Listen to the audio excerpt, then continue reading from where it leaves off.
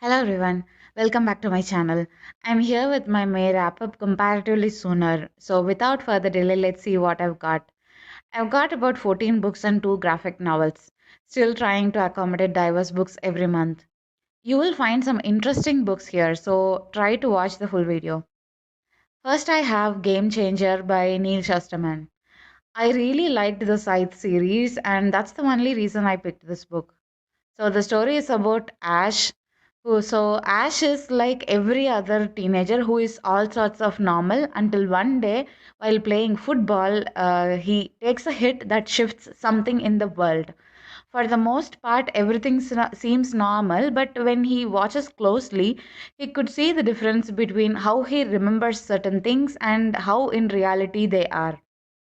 With every hit that he takes, the world changes for the worst, and somehow his thoughts and intentions are responsible for them. He has to learn to control this ability and repair the damages that he had caused because otherwise it will be too late to save the universe. He is not on his own but has help from some people who have abilities like him with more knowledge. What he does is the rest of the story. Honestly, it started out well. I kind of liked it up until the final shift. After that, I felt like everything went downhill. I know this is another chosen one trope which did not have much of a foundation, but in every dimension, so many things could have been better. Other people with similar abilities were just there and not sure where they came from or what they will do next. They are given with some ridiculous names that will annoy everyone who is listening to this audiobook because they are so similar. I would rate this book a 2.5 out of 5. Next I have is The Lost Carnival by Michael Morrissey. I am pretty sure I pronounced the second name wrong, so I'm not even going to try with the name of the illustrators. I have mentioned here on the screen. So the story is about Dick Grayson. Dick Grayson's parents have always been with Haley's moving circus, and he basically grew up in the set performing with others. Slowly, the circus is losing its charm with unchanging routines without any fresh ideas. Dick does not want to perform the same routines without any much of audience. He takes instant likeness to the Lost Carnival's magical performance and a large variety of routines and a certain performer called Luciana. Behind all the magic of a Lost Carnival, there is something dangerous, and he has to choose whether to stand up for his family or go behind the glittering romance. I'll start with the illustrations. The graphics was good, and I liked the idea of distinguishing Haley's Circus and the Lost Carnival with two different monochromatic colors. This made it easier to identify the location or people anywhere in the story. Now, coming to the characters and the story, Dick Grayson was just okay. He was a typical teenager, but somehow was not charming or likable. Luciana kept the mystery element together throughout, so she was better. There is some kind of multiverse involved here with the magic and all, but the world works kind of weird here. The toll it takes on people to stay in the world where they belonged and go back to where they escaped to seemed to be confusing. It didn't make much sense to me. I would rate this book a 3 out of 5, especially for the illustrations. Next, I have is Notes from a Public Typewriter by Michael Gustafson. In Michigan, there is a bookstore called Literati Bookstore, opened by Michael Gustafson and his wife Hillary. So they placed a typewriter for the public to use in their library. This book is a collection of notes written and left behind by the people who used that typewriter. The notes vary from love confession to talking about their feelings to communicating with unknown people to some poems and to arranging some dates to whatnot. The book carries spectrum of feelings that will move you. This is a light read and I would suggest this for someone who is on a reading slump and would like to come out of it. I would rate this book a 4 out of 5. Next I have is The Bookish Life of Nina Hill by Abby Waxman. I know many love this book and I really took my time with it. So the story is about Nina, who is happy with her life as it is. She works in a bookstore which she loves because she loves to read. She participates in trivia nights with a team of bookish nerds who excel in different areas. She has a daily planner which she dutifully checks off at the end of the day. Oh, and Phil, her cat, who is always there to hear her out. She has a very stable life and does not even have to utter a word unnecessarily. Suddenly, the father she had never known dies, including her in his will, and leaving her with a spreadsheet of relatives who live in the same city. And she finds Tom, who bet their team in trivia to be attractive. The bookstore that she loves dearly is in the verge of closing. She does not want so many changes in her life at once and does not know how to process all of this. Her nomadic mother is not any helpful either. All she wants to do is hide away from all this and go back to her normal life, but of course that won't work, and she has to face them all. Nina is the bookish friend any reader would love to have. She runs reading groups, gives killer recommendations, kicks ass in trivia, manages her anxiety like a badass, and a cat mom. The new extended family she meets bring in a lot of drama, and it is quite hilarious with the way Nina interacts with them. Everything about this book was lovable, and there were many good quotes to note down. Personal life, relationships, and friendships were mixed in a perfect blend and were very fitting for Nina. I would rate this beautiful book a 5 out of 5, and I would recommend it to every book lover. Next, I have is the Book of Lost Names written by Christian Hamel.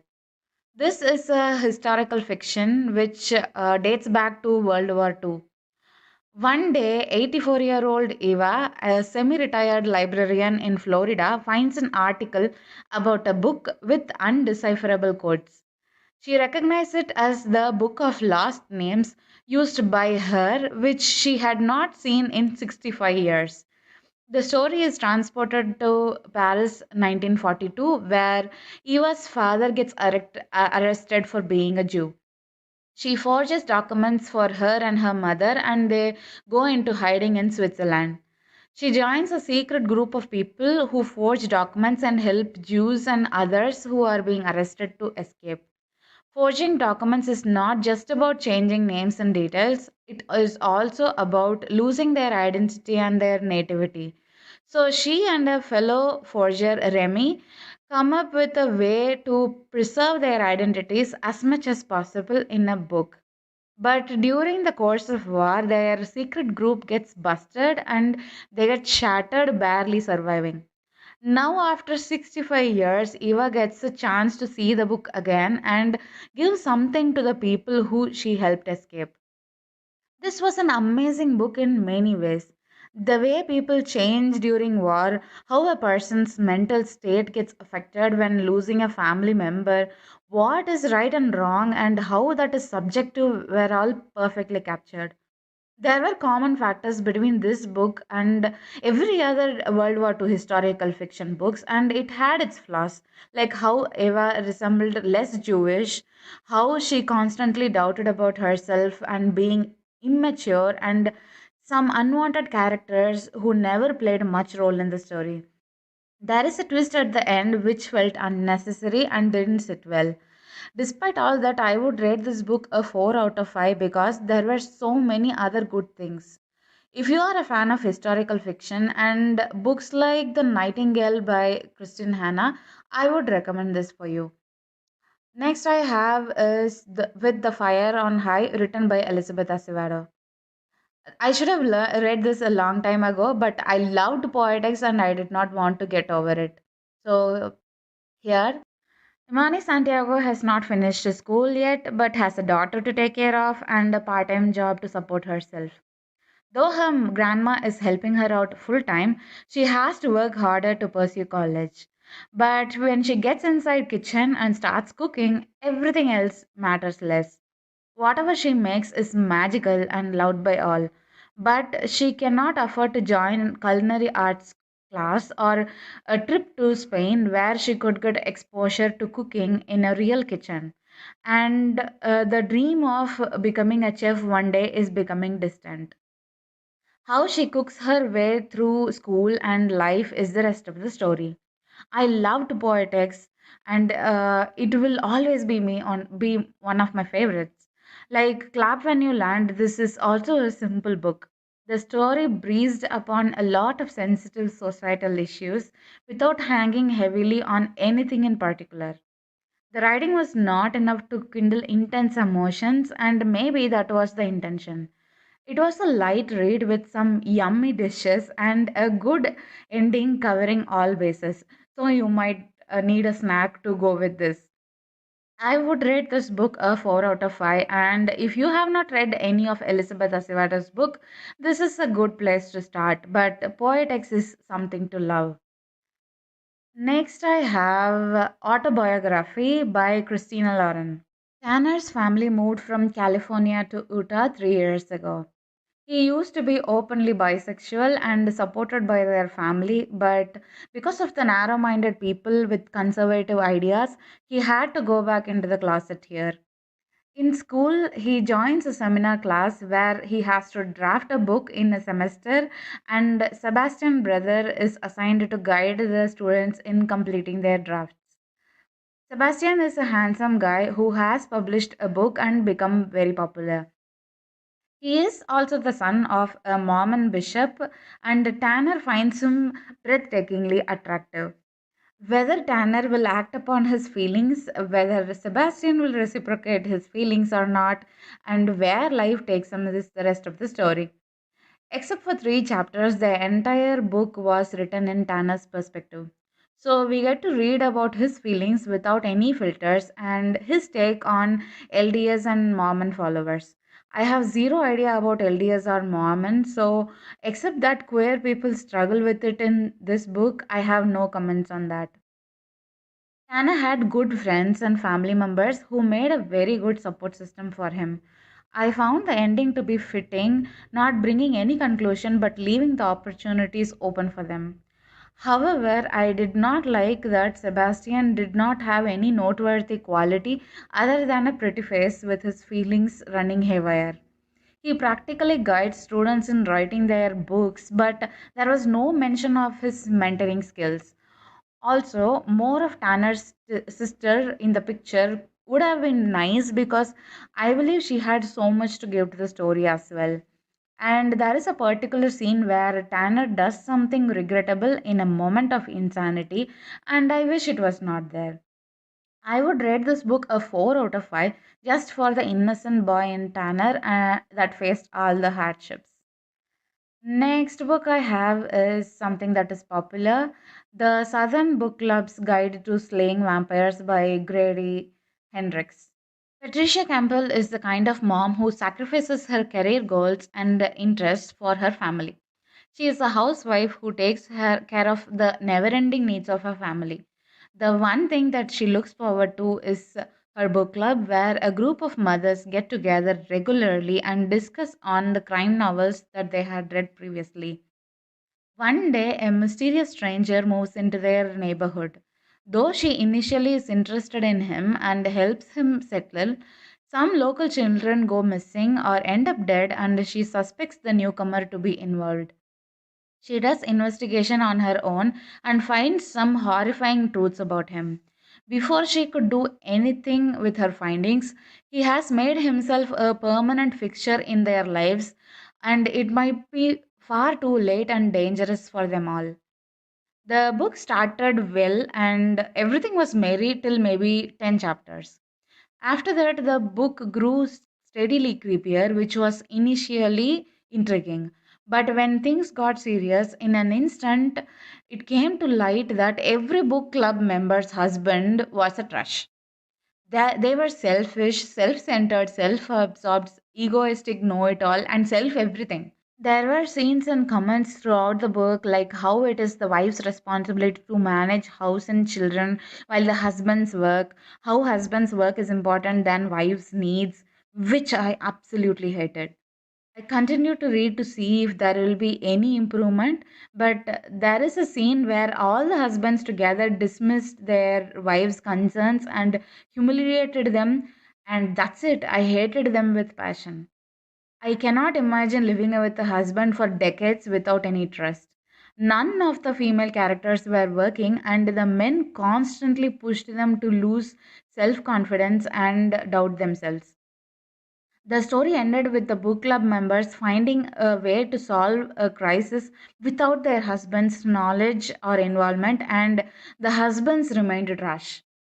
The worst part is all this crap happens between 1988 and 1997, the time where most of the mothers were working and independent. Even if we argue that teenage mothers at that time were homemakers, I still would not agree that they were meek and obedient without voice. This story had so many good elements at the beginning that could have been grabbed and made into something much, much better. I would rate this book a 2 out of 5. I know this is an unpopular opinion, but I just don't care. Next, I have the Hunger Games series by Susan Collins. I know this is a popular series, and more than 6 million people have read the series already, but somehow I took my time and finally picked this. The Hunger Games, Catching Fire, and Mockingjay are the three books that I have read in this series. As you all know, a prequel, The Ballad of Songbirds and Snakes, was released last year, which I have not yet picked. I will give the plot for all these books collectively and then give my review on them. So, the plot takes place in the nation of Panem, ruins of North America. There are 12 districts, and the capital keeps a tight leash on its people with harsh treatment and cruel punishments. Once in a year, the Hunger Games tournament is conducted by the capital, for which one boy and one girl between the ages of 12 and 18 from each district are forced to participate. This tournament is telecasted live for the people to watch while the participants fight to death as there will be only one victor. 16-year-old Katniss Everdeen goes in place of her 12-year-old sister as it is practically a death sentence. She goes knowing that her best friend Gail would take care of her family in her absence. Along with her, Peeta Mellark is chosen from District 12. Though Katniss and Peeta survive the tournament, that was not the end of their suffering. The capital decides to make an example out of them and announces that the next year tournament is for every surviving victor. So Katniss and Peeta are subjected to another game. Rebellion rises and Katniss joins District 13, which was considered as destroyed long time ago, while Peeta gets captured by the capital. Will the rebels succeed in overthrowing the capital, and who will survive is the rest of the story. I would rate the first book a 4 out of 5 because Katniss kept on annoying me by making assumptions about others instead of outright asking them. She behaved immaturely many times, and if you're saying she's only 16, then I would say that she was clever and mature in surviving but was unwilling to give fellow people any chance. She was selectively immature. There is one participant named Rue whom I really liked. Rue and Peeta were my favorite in this book. I would rate Catching Fire a 5 out of 5 because things got more serious and we get a bigger picture of all that's happening with the people. Katniss had less room for mistakes, but still she annoyed me. I would rate the third book, Mockingjay, a 4 out of 5. There were so many things to appreciate here, like the cruelty of the president, the trauma faced by all the victors, rebels fighting against the capital, Gale making good decisions, etc. But at the same time, the love triangle, or it was more of Katniss winging both Gale and Peeta, felt unnecessary. I understand the intention of adding some spice, but making a teenager choose a love interest for life amongst the struggle to survive felt silly. And because of that, how their relationships conclude also felt bad to me. Also, what happens to the president and the rebel leader felt lame. Overall, I did not like the ending, but the rating 4 is for everything else. If you are a fan of dystopian novels with life or death games, I would highly recommend this for you. Next, I have is a graphic novel, Heartstopper Volume 4 by Alice Osman. I believe you all know that Nick and Charlie have been in relationship for the past three books now. The last volume ended with Nick worrying about Charlie's lack of appetite and food consumption. Here, Charlie gets professionally diagnosed with eating disorder and gets help in treating it appropriately. Nick is the best boyfriend in the world who supports Charlie through all of that. The book ends with Nick expecting to be in serious trouble with his father. This was yet another amazing book in the series, and I absolutely loved it. This series just lightens up the mood and makes everything brighter, even when discussing some serious topics. So, if you are in a reading slump, this is another book that you could go for.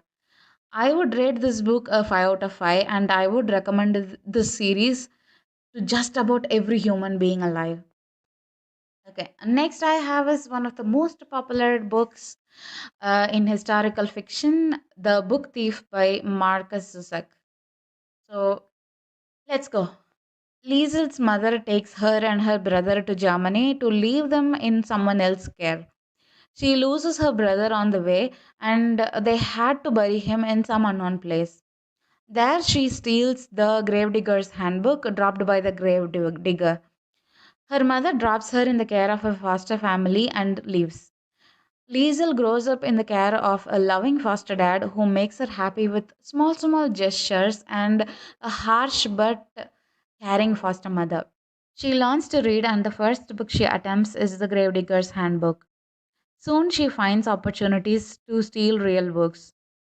Her foster dad avoids joining the Nazis as much as possible and even tries to save a Jew, but eventually things go downhill and they all have to face the trials of war. Who survives and who doesn't is the rest of the story. Here comes my unpopular opinion about this book. The story is told from Death's perspective.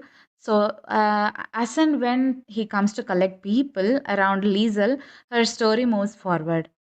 Though Liesel is the main character, sometimes when death feels like it, the thoughts and actions of others are described in detail. The book constantly switched back and forth in timeline, which I did not like much. There are topics like features and descriptions at the beginning and in between the chapters, which were probably for aesthetic purposes but were not attractive or useful. A Jew in their care was perfect, but him writing stories for Liesel that made no sense, at least to me, was irritating. There are exactly four instances in this book that was planned to make the readers cry. One, when Lisa's foster dad goes to war and faces some horrors there. Two, when Liesel's spiteful neighbor lady suddenly asks Liesel to read a book regularly so that her grief on a wounded son and another lost son can be shared.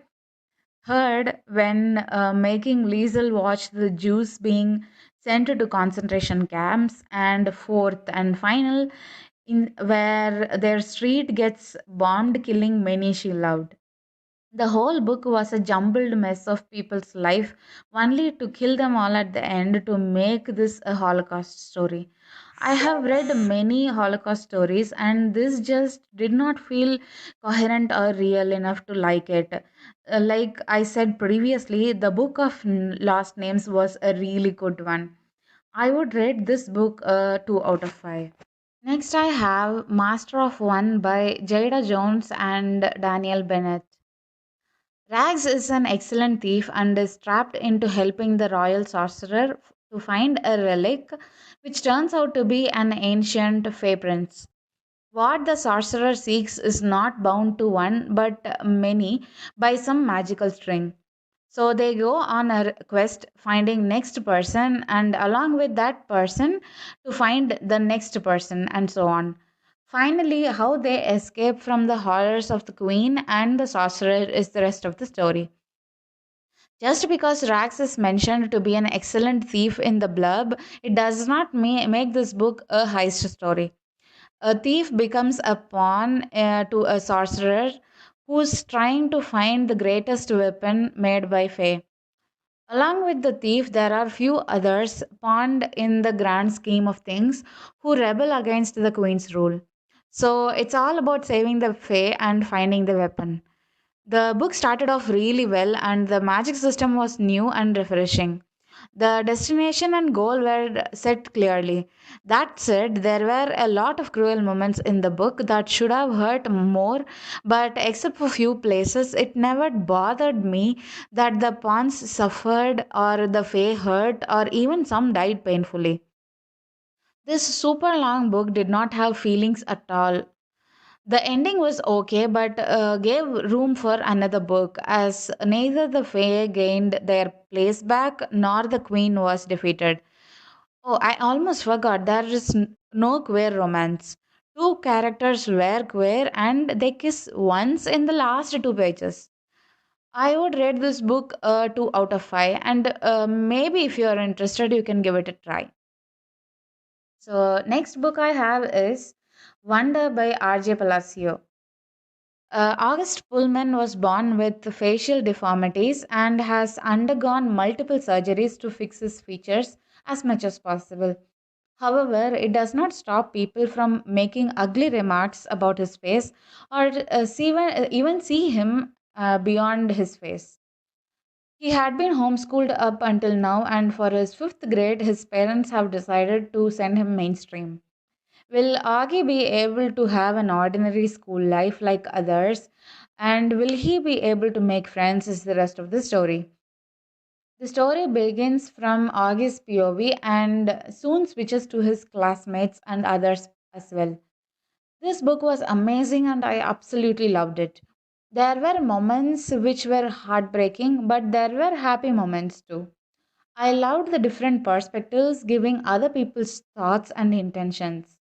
The book gives a good lesson on how to be kind and how to treat people who are different. I would rate this beautiful book a 5 out of 5 and would recommend everybody to read it. If not, there is a movie adaptation of this book which is also good. Try to watch that. Next, there are about two Agatha Christie's novels that I read. More like I listen to the audiobooks. Murder mysteries are where I go to when I want to take a break from fantasy or contemporary. Two things I learned from these two books. One, I'm not a fan of Tommy and Tuppence, so won't be reading their books anymore. And two, Hastings can be a total idiot sometimes, and I don't want to read those books either. As you can see, these are my ratings for the books, and I am not going to go through each one of them as we all know they are just murder mysteries to indulge in from time to time. So that's the end of my May wrap up. As always, thank you for watching the video. If you like this video, hit the like button and subscribe to my YouTube channel. Keep reading books. Until the next video, this is Darshini signing off.